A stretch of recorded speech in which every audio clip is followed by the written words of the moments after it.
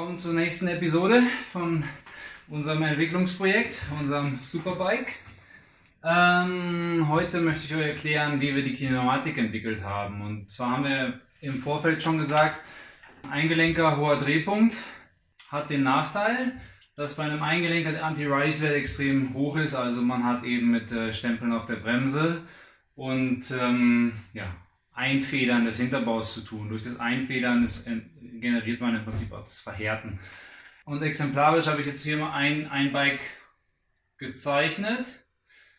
Das ist ein Eingelenker. Die ganze Dämpferanlenkung ist dabei eigentlich unrelevant. Es geht nur darum, dass es ein Eingelenker ist, also der Drehpunkt ist fix hier. Wie gesagt, in der Theorie hatten wir ja letztes Mal schon was erklärt zu Anti-Rise und Anti-Squat. Man nimmt eine Linie, die trägt man aus von dem hinteren Ratsch-Aufstandspunkt, trägt ihn aus durch den Drehpunkt, ob das ein virtueller Drehpunkt ist oder nicht, ist egal, durch den Drehpunkt halt. Das Ding ist halt ein virtueller Drehpunkt, der bewegt sich im Raum noch, da kommen wir später zu.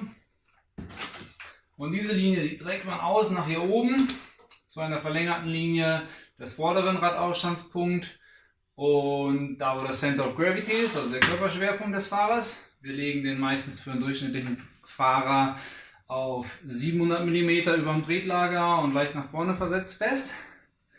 Und da ist 100% und da sieht man, der Anti-Rise ist extrem hoch und es ist halt einfach negativ. Das wird, das Fahrrad wird gut performen, solange man nicht bremst, also solange man hinten nicht bremst. Und das wollen wir nicht. Jetzt machen wir einen Cut und dann zeige ich euch unser Konzept. So, weiter geht's. Das ist im Prinzip das erste Modell, wo wir gesagt haben, jetzt haben wir es verstanden, wie wir das Problem lösen können. Und zwar das Problem mit dem hohen Anti-Rise bei einem Bike mit einer Umlenkrolle mit einem hohen Drehpunkt. Und ist im Prinzip eine ganz einfache Sache, wenn man es erstmal gerafft hat. Wenn man den virtuellen Drehpunkt hat, das kann man eben mit einem Viergelenker-System machen oder auch mit einem VPP-Bike oder sowas. Dann hat man einen virtuellen Drehpunkt und den kann man weit nach vorne schieben. Den kann man sogar so weit nach vorne schieben, wie man will. Im Prinzip kann man den fast unendlich weit nach vorne schieben. Aber für unseren Anti-Rise, der uns so wichtig ist, damit sich das Rad eben neutral verhält auf den Bremsen, wollen wir einen Anti-Rise-Wert haben, der so zwischen 80% und 120% liegt. Ne? Mit einem Eingelenker hohen Drehpunkt ist nicht machbar, liegt zu hoch, stempelt.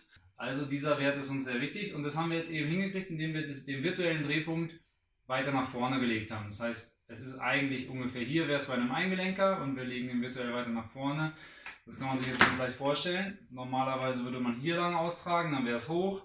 Man zieht diesen Drehpunkt nach vorne und dadurch kippt es ab. Das ist halt Physik.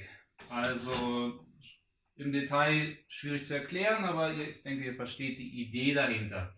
Dann würde ich sagen, machen wir das jetzt so. Das reicht für heute. Das ist ein kurzes Video. Nächstes Video ist Mockup. Dann sieht man eben Bauraumanalysen und so weiter.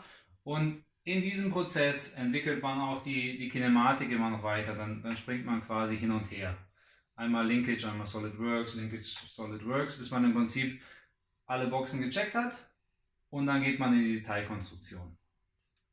Ist hoffentlich spannend und nicht zu theoretisch. Stay tuned. Bis dann.